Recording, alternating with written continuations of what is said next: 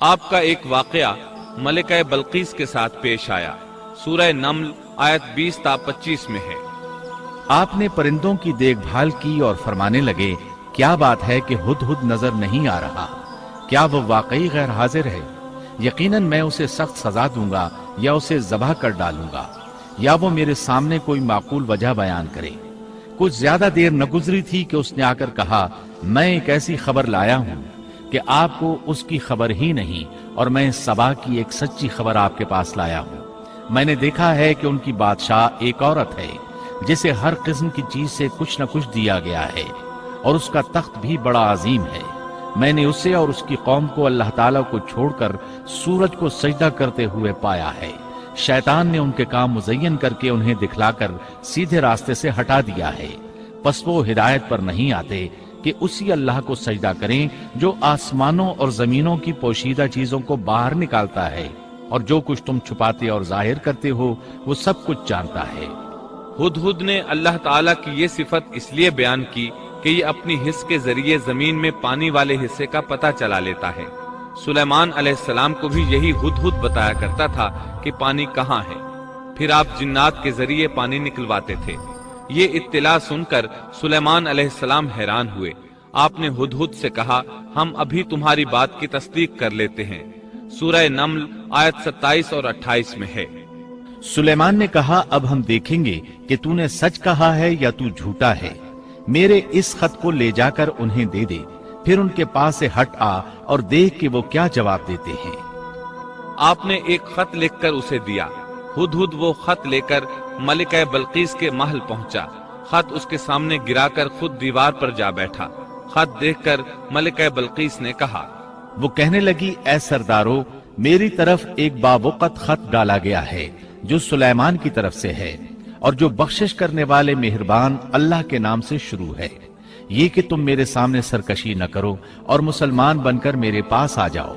اس نے کہا، اے میرے سردارو، تم میرے اس معاملے میں مجھے مشورہ دو۔ میں کسی امر کا قطعی فیصلہ جب تک تمہاری موجودگی اور رائے نہ ہو نہیں کیا کرتی۔ ان سب نے جواب دیا کہ ہم طاقت اور قوت والے، سخت لڑنے بھیڑنے والے ہیں، آگے آپ کو اختیار ہے، آپ خود ہی سوچ لیجئے کہ ہمیں آپ کیا کچھ حکم فرماتی ہیں۔ اس نے کہا کہ بادشاہ جب کسی بستی میں گھستے ہیں تو اسے اجاڑ دیتے ہیں اور وہاں کے باعزت لوگوں کو ذلیل کر دیتے ہیں، اور یہ لوگ بھی ایسا ہی کریں گے۔ میں انہیں ایک ہدیہ بھیجنے والی ہوں، پھر دیکھ لوں گی کہ قاصد کیا جواب لے کر لوٹتے ہیں۔ ملکہ بلقیس یہ اندازہ کرنا چاہتی تھی کہ سلیمان علیہ السلام کس قسم کے بادشاہ ہیں، اور یہ کہ وہ ان کے خلاف لڑ سکیں گے یا نہیں۔ چنانچہ اس نے فلسطین کی طرف بے شمار تحائف روانہ کیے تاکہ لڑائی کی نوبت نہ آئے، لیکن جب یہ تحائف سلیمان علیہ السلام کے پاس پہنچے تو آپ غضبناک ہو گئے۔ بس جب قاصد سلیمان کے پاس پہنچا تو آپ نے فرمایا، کیا تم مال سے مجھے مدد دینا چاہتے ہو؟ مجھے تو میرے رب نے اس سے بہت بہتر دے رکھا ہے جو اس نے تمہیں دیا ہے، بس تم ہی اپنے تحفے سے خوش رہو۔ جا ان کی طرف واپس لوٹ جا، ہم ان کے مقابلے پر وہ لشکر لائیں گے جن کے سامنے پڑنے کی ان میں طاقت نہیں، اور ہم انہیں ذلیل و پست کر کے وہاں سے نکال باہر کریں گے۔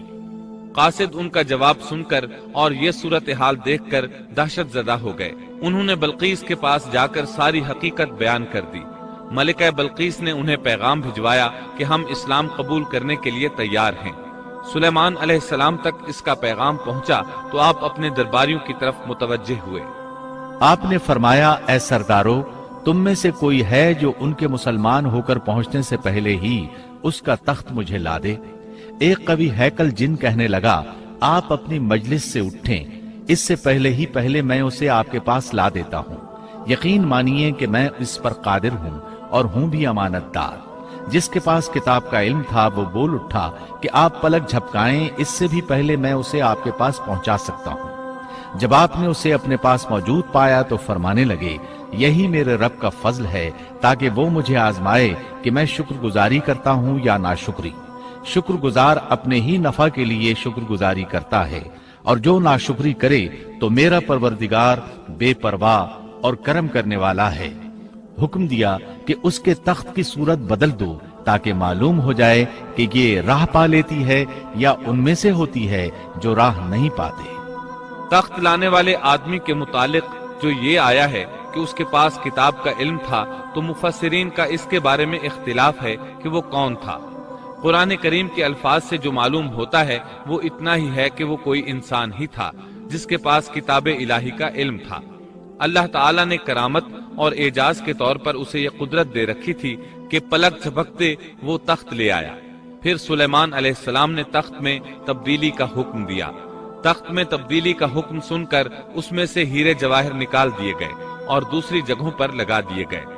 سورہ نمل آیت 42 اور 43 میں ہے۔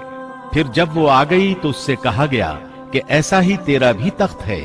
اس نے جواب دیا کہ یہ گویا وہی ہے، ہمیں اس سے پہلے ہی علم دے دیا گیا تھا اور ہم مسلمان تھے۔ اسے انہوں نے روک رکھا تھا کہ جن کی وہ اللہ کو چھوڑ کر پرستش کرتی رہی تھی، یقیناً وہ کافر لوگوں میں سے تھی۔ اب سلیمان علیہ السلام کی ملکہ بلقیس سے گفتگو شروع ہوئی۔ پھر وہ اسے تخت کے پاس لے آئے۔ اس سے پوچھا، کیا تیرا تخت بھی اسی طرح کا ہے؟ اس نے بہت اچھا اور فصاحت سے بھرپور جواب دیا۔ اس نے نہ تو یہ کہا کہ ہاں، کیونکہ وہ تو اپنا تخت پیچھے سبا کے علاقے میں چھوڑ آئی تھی، یہاں کیسے آ سکتا تھا؟ نہ اس نے یہ کہا کہ نہ، کیونکہ یہ وہی محسوس ہو رہا تھا۔ البتہ اس میں قدر تبدیلی محسوس ہو رہی تھی۔ اس نے عجیب جملے میں جواب دیا کہ یہ وہی لگتا ہے۔ سلیمان علیہ السلام یہ جواب سن کر حیران ہوئے۔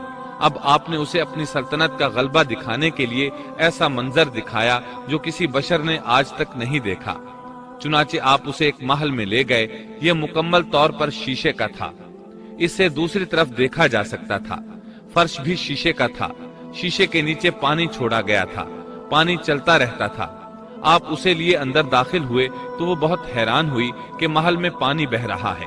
اس نے اپنا لباس کچھ اوپر کر لیا کہ بھیگ نہ جائے۔ اس نے اپنا پاؤں پانی پر رکھنا چاہا تو وہ شیشے پر پڑا، اور زیادہ حیران ہوئی اور شرمندہ بھی کہ دھوکہ کھا گئی۔ اور یہ سب کچھ جنات کے ذریعے تیار کرایا گیا تھا۔ سورہ نمل آیت 44 میں اللہ تعالیٰ فرماتے ہیں، اس سے کہا گیا کہ محل میں چلی چلو، جسے دیکھ کر یہ سمجھ کر کہ یہ حوض ہے، اس نے اپنی پنڈلیاں کھول دی۔ سلیمان نے کہا، یہ ایسا محل ہے جس میں نیچے بھی شیشے جڑے ہوئے ہیں۔ کہنے لگی، میرے پروردگار، میں نے اپنی جان پر ظلم کیا، اب میں سلیمان کے ساتھ اللہ رب العالمین کی مطیع اور فرمانبردار بنتی ہوں۔ یہ عظیم سلطنت دیکھ کر وہ جان گئی کہ سلیمان علیہ السلام صرف بادشاہ ہی نہیں، نبی بھی ہیں۔ چنانچہ اس نے فوراً ایمان قبول کر لیا۔